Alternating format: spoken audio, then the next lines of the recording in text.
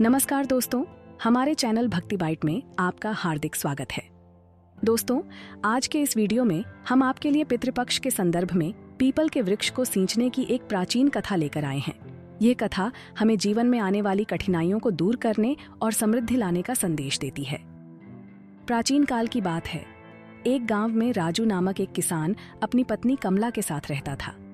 राजू अपने खेतों की उपज से परिवार का पालन पोषण करता था, जबकि कमला घर पर मवेशी पालकर दूध और दही का प्रबंध करती थी। दोनों की मेहनत और समर्पण के बावजूद उनके जीवन में एक बड़ी विडंबना थी। उनके कोई संतान जीवित नहीं रहती थी। राजू और कमला के 6 पुत्र हुए, लेकिन दुर्भाग्यवश सभी की अकाल मृत्यु हो गई। इस त्रासदी से दोनों अत्यंत दुखी थे और उनके जीवन में गहरा विषाद छा गया था। समय के साथ उनके खेतों की उपज घटने लगी और घर के मवेशियों ने भी दूध देना बंद कर दिया।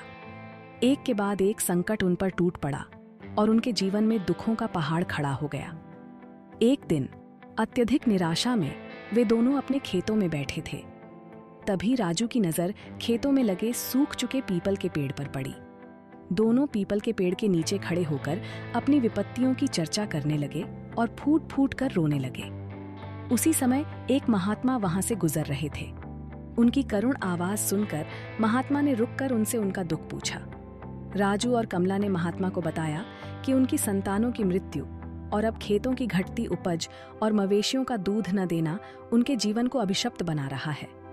महात्मा ने उनकी व्यथा सुनकर कहा, तुम चिंता मत करो, तुम्हारी सभी कठिनाइयां समाप्त हो जाएंगी।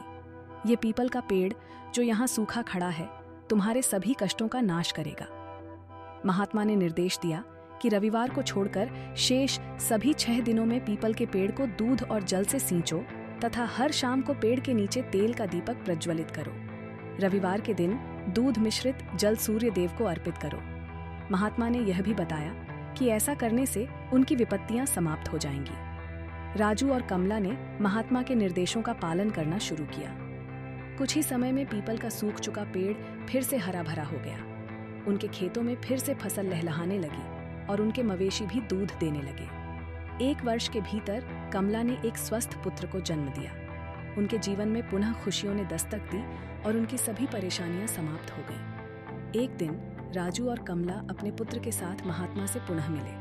उन्होंने महात्मा के चरणों में प्रणाम किया और कहा, प्रभु, आपके आशीर्वाद से हमें संतान सुख और संपन्नता प्राप्त हुई है।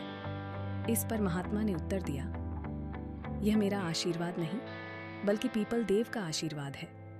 पीपल की पूजा से लक्ष्मी की कृपा होती है और दरिद्रता का अंत होता है। इसलिए हमेशा पीपल की पूजा करते रहना और अपने जीवन में संतुलन बनाए रखना। महात्मा के निर्देशों के अनुसार राजू और कमला ने अपने पुत्रों के साथ मिलकर प्रतिदिन पीपल की पूजा जारी रखी। उनके जीवन में खुशहाली लौट आई और उन्होंने पीपल देव और पितृदेवता की महिमा का गुणगान किया।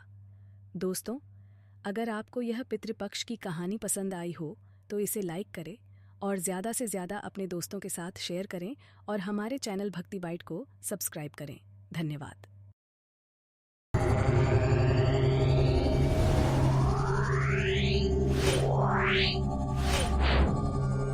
Yeah.